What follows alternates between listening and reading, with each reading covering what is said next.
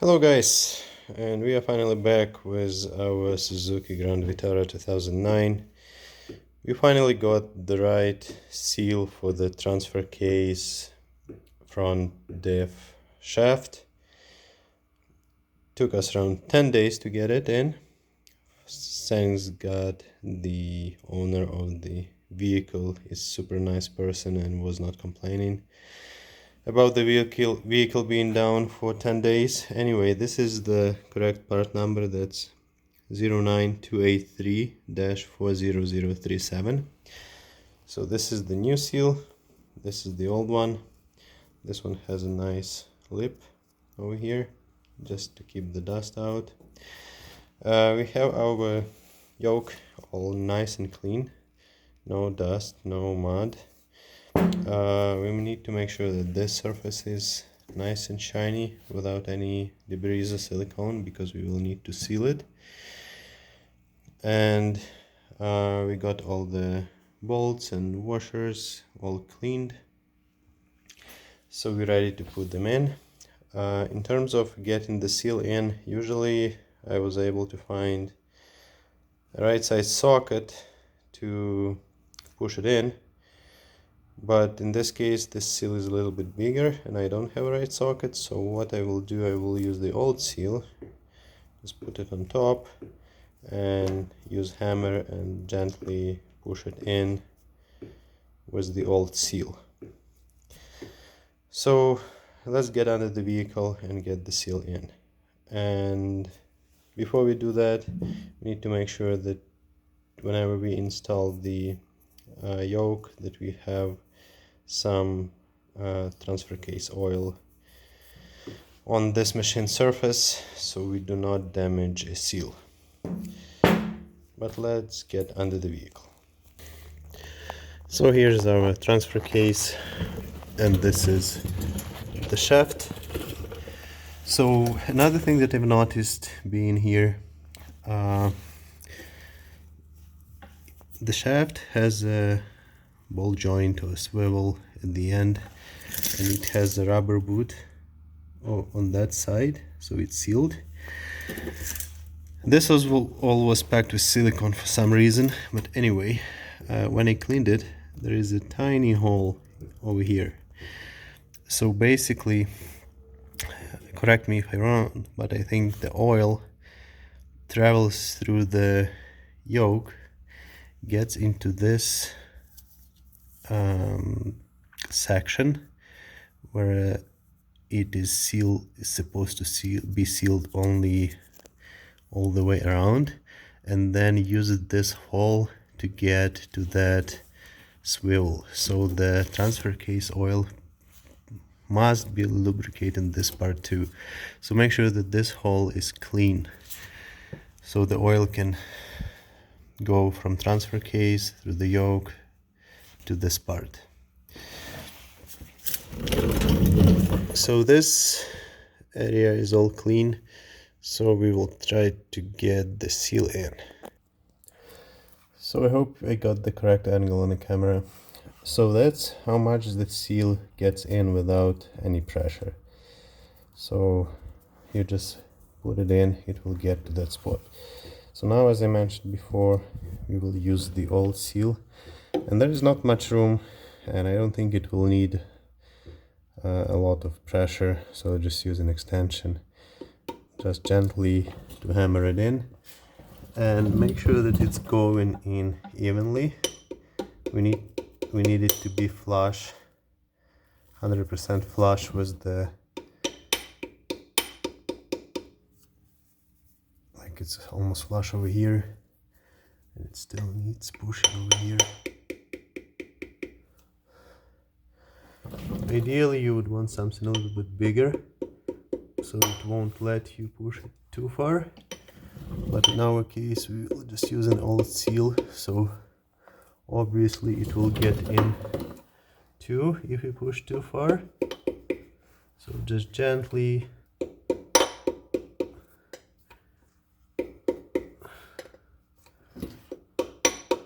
get it in, make sure that it's flush all the way. So Sorry for the shaking camera, there is not much room in that vehicle. So this is flush. Now I need to get this side.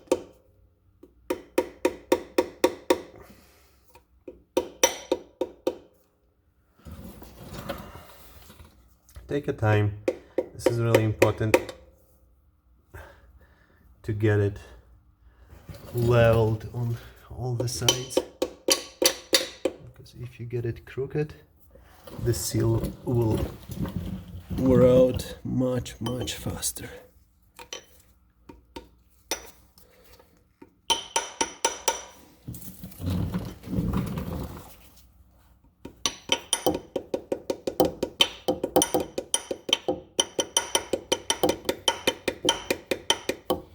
You don't want to use a big hammer, because one hit can take it too far. Something like this allows you to control your pushing.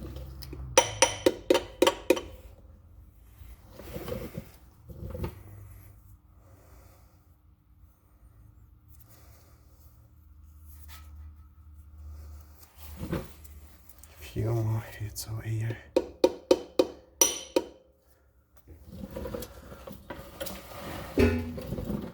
It's easy to see if you look directly from underneath if it's flush or not.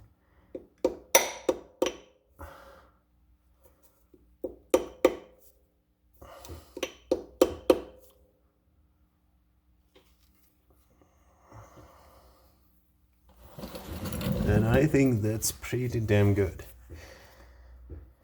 So now I will get my yoke soaked with transfer case oil and we'll get it in. Give me a few seconds.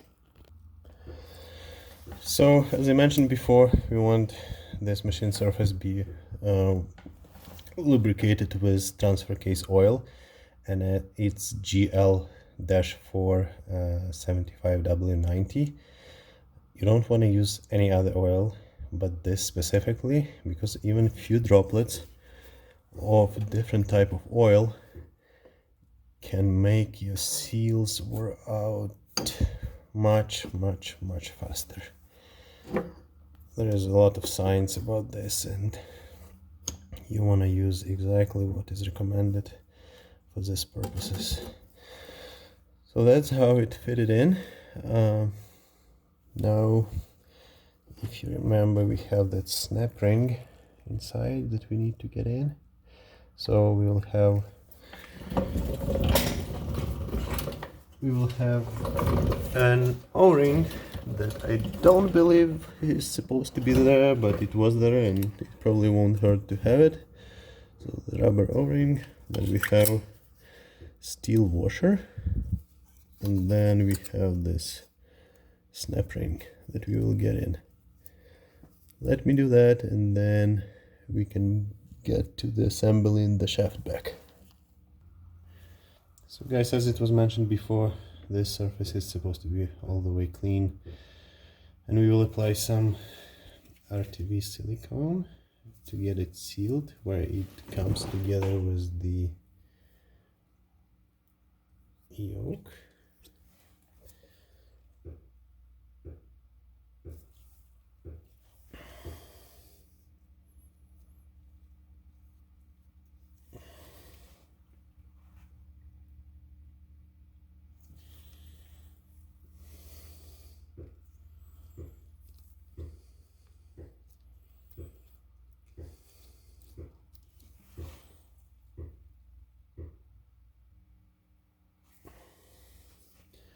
Make sure that you have it all the way around the holes, because that's probably will be the weakest spot.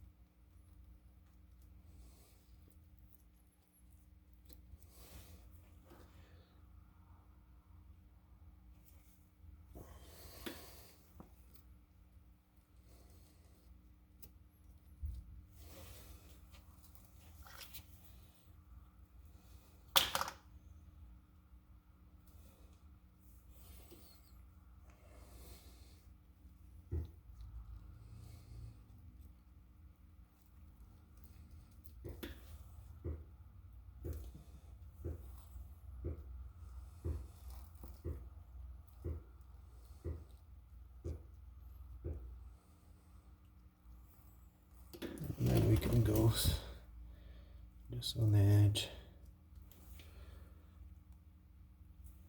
You don't need too much of it, you just need to make sure that it goes, it's continuous layer. So when we put this together, there is no way that transfer case fluid can sneak out.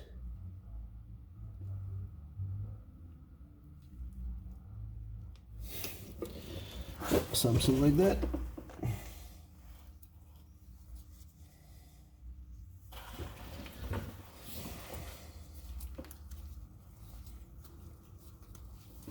So now, if you remember, we made some markings to put it the same way as it was before. So you probably won't be able to really see it, but the 3 lines are over here. We just got them clean with the brake clean. And now we need 3 on this side.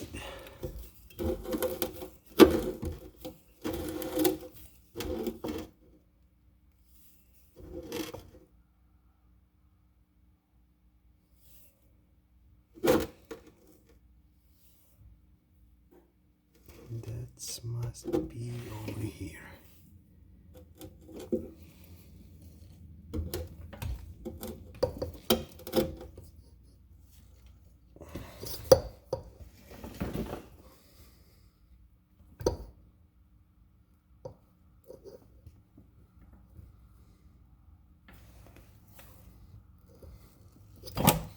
Just want to make sure. Yep. It should be this spot.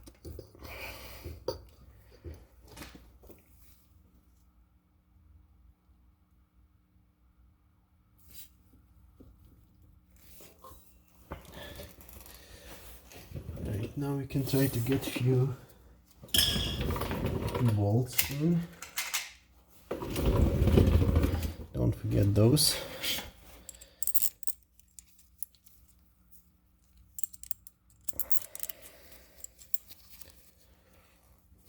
So we also have marked where they start, but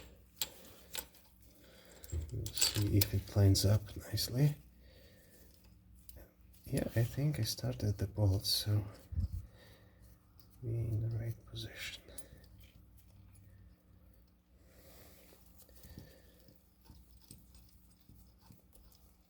Okay, now we can go all the way around. Install our bolts. So we have 3 those C-shape washers, and we have our bolts.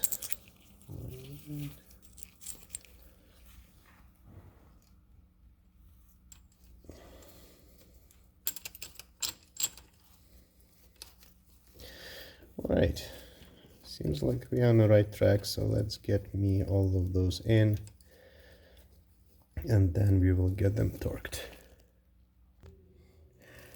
So guys, just one note.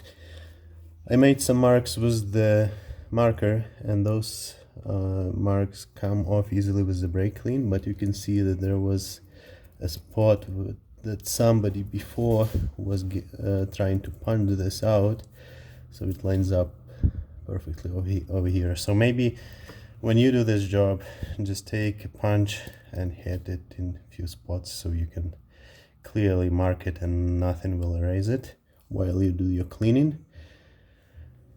Other than that, I will just keep getting my bolts in. So just to get them in, swivel and small electric battery powered impact works just fine.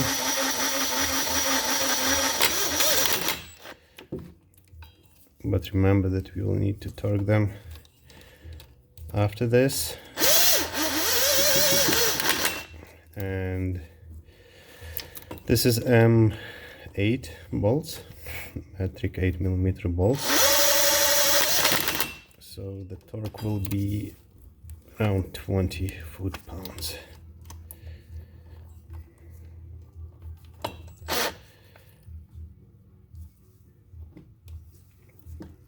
And my swivel is ready to come apart. Yes. So good thing that I got it caught before it fell apart. And we're almost done with this. So as a reminder, this is E10 socket. So now we will get it torque.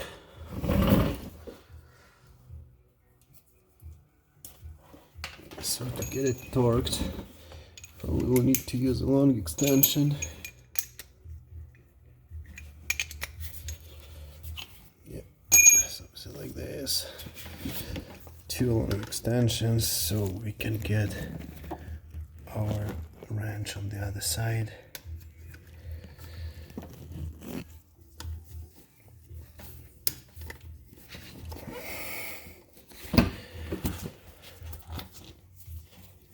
So our torque wrench is preset to 20 foot-pounds. So we just go ahead and get it torqued. So the shaft is spinning, so we might need to prevent it from spinning somehow. We can either apply brakes, or we can... Anyway, let me figure out how I can stop this shaft from spinning when I don't need it, and we will get to torquing. So I was able to grab it with big vice grips over there, so it's not spinning when I'm torquing.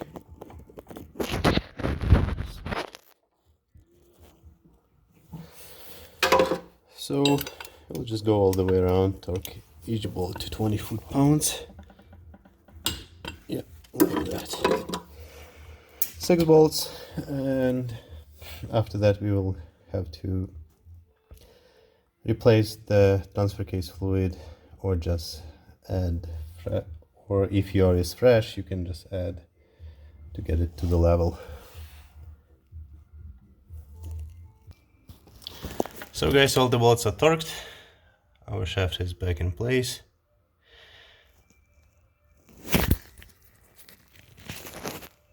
So next we will do transfer fluid change, but that will be in the next video. Thanks for watching guys, and do it yourself.